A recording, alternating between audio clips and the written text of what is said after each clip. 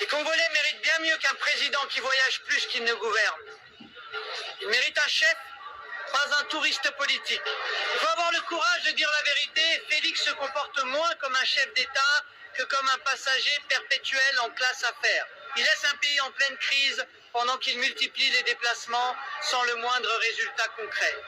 Au lieu d'affronter la misère, l'insécurité et le découragement qui rongent son pays, il préfère s'envoler aux quatre coins du monde comme si chaque voyage était un trophée. C'est une fuite en avant permanente, un refus clair d'assumer ses responsabilités. Pendant que les Congolais manquent de tout, lui ne manque jamais un avion.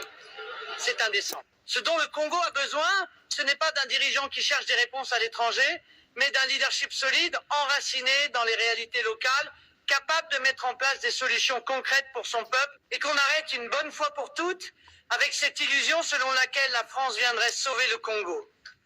La France n'a même plus les moyens de protéger correctement ses propres citoyens, de soutenir ses propres travailleurs, d'assurer la dignité de ses propres familles.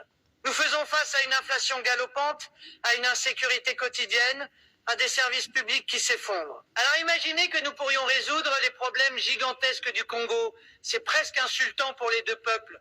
Le Congo souffre et lui se contente d'enchaîner les photos, les poignées de main et les discours vides. C'est une mascarade. Et le plus grave, c'est cette idée totalement déconnectée que la France viendrait miraculeusement résoudre les problèmes du Congo. C'est une fuite de responsabilité, presque une tentative de transférer l'échec de sa gouvernance sur d'autres. Mais la France n'a ni les moyens, ni la vocation de rattraper les erreurs d'un dirigeant qui refuse de faire le travail pour lequel il a été élu.